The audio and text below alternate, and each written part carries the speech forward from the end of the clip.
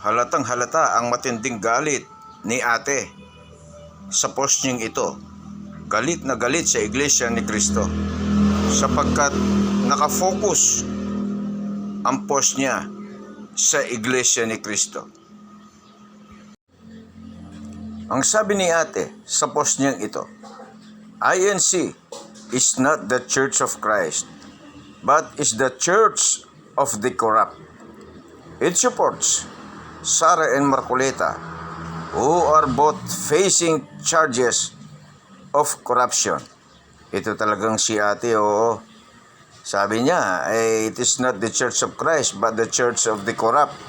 Dahil sinusuportahan daw si Sara at si Marcoleta.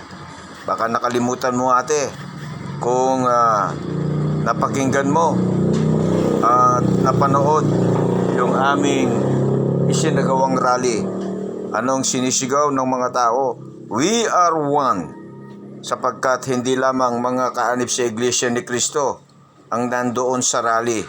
Nandoon ang iba't ibang mga relihiyon.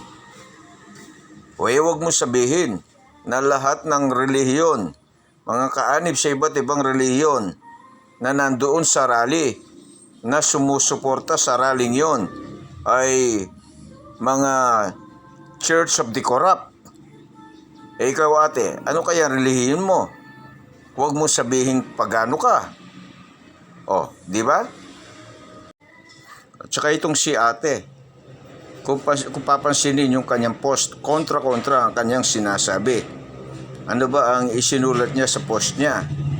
Sabi niya, Sara and Marcoleta, who are both facing charges of corruption. Pero pagdating sa pinakahuling komento niya, anong sabi niya? Kulto ng mga taga-suporta raw ng mga corrupt na kaagad. Daig pa niya yung hukom. Facing pa lang facing charges of corruption. Wala pang katiyakan yan. Pero pagdating sa pinakahuling komento niya, ay corrupt na. Kaya itong si ate magaling pa sa mga hukom ito Kontra-kontra pa yung sinasabi.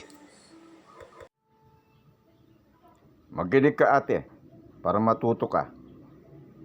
Ang sinusuportahan namin ay ang katwiran, katarungan, hustisya at katotohanan. Yan ang sinusuportahan ng Iglesia ni Cristo. Maliwanag ba sa iyan ate? Sana naging maliwanag sa iyan. May kasabihan po tayo. Don't judge the book by its cover. O huwag mong husgahan ng tao sa kanyang panlabas na kaanyuan. Itong si ate, maganda naman siya at mukhang matalino naman. Pero parang kayo na pong balang humusga. Kaya, para sa akin ate, ikaw ay